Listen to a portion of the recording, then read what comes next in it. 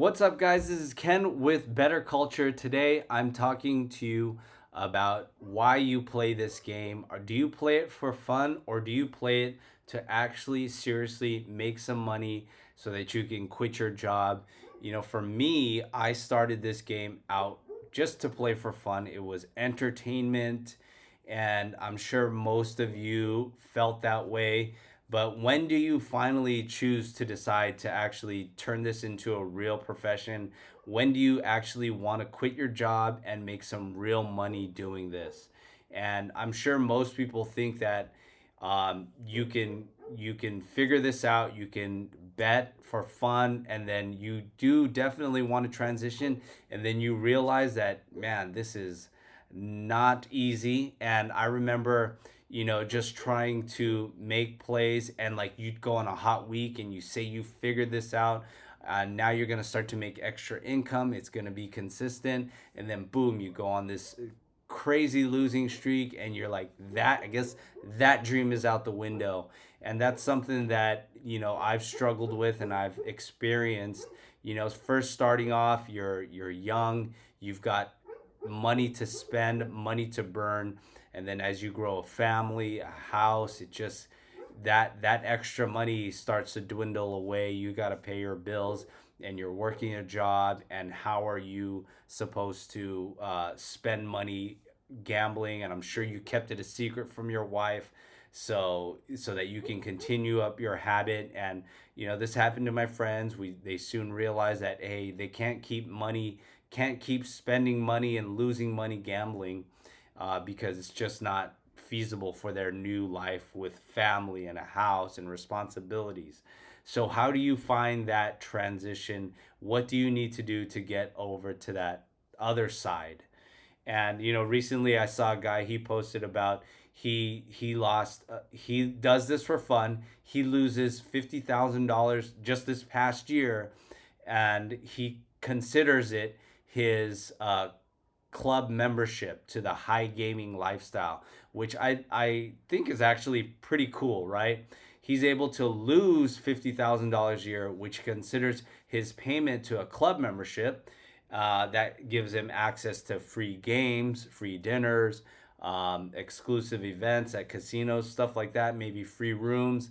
And it gives him this high roller lifestyle, which, he has to lose every so often to pay that lifestyle.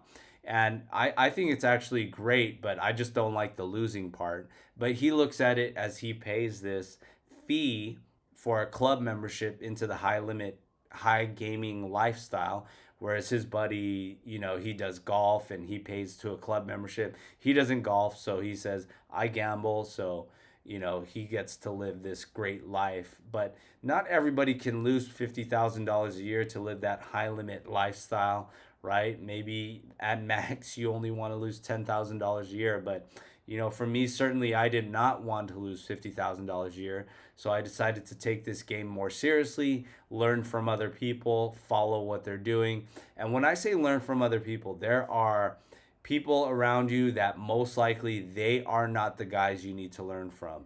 And when I was introduced to the first real professional that I met, that blew my mind. Everything that I knew about sports gambling was just all lies, right? Especially from these scam handicappers that make you think that this game is easy. This game is not easy.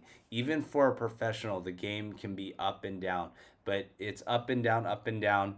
But just like a stock market, right? But you always got to keep rising up. And even there's some seasons where it's just coming back down, and you have to be able to ride that wave. So there's a lot of things that you got to do to understand that this game is up and down, and you got to be able to have a bankroll to be able to ride those waves. And you also got to know that what your role is in this whole game of sports betting, because there's different roles when it comes to sports betting, and you may be good at specific roles, either creating the bets, finding places to bet, stuff like that. There's all these different aspects within professional sports betting that people just don't understand. They think it's just all about betting on one team tonight and going 5-0, going 5-0 tomorrow, going 3-0 the next day, and they think that's what's going to get them to that lifestyle where you can live off sports gambling, and that's not only the case, right? If you're going, and let me just give you an example. Like, let's say you do go 5-0, 3-0, 4-0, and you actually are good. In which I just met a guy. He said that he took his bookie for like six figures, and guess what happens? You get cut off. Now what if that was what you were considering was your lifestyle? Now you get cut off, then you're done, right? And so that's why there's more to it. If you want to become a professional sports gambler, there's more. You got to learn more and more, and so you got to reach out, talk to him. So he's just reached out to me. We're going to talk, we're going to see how we can work together. That's one of the things that is part of becoming a professional sports bettor that people just don't understand, right? Because if I'm sure he has a job. I didn't get to meet him yet, but he has a job. He's able to make some money in sports gambling. But if you got cut off, that really seriously cuts off your income, right?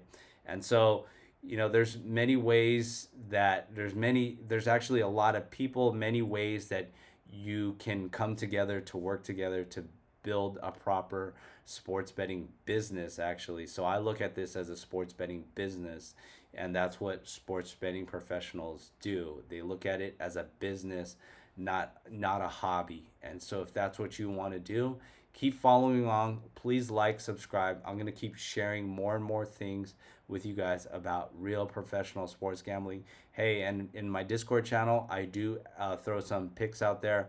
Sometimes I throw it out on TikTok, but if you guys want those, go follow me on TikTok at Bettor Culture, and then I'll throw the link for the Discord in the messaging below. All right, thank you guys. Have a good day.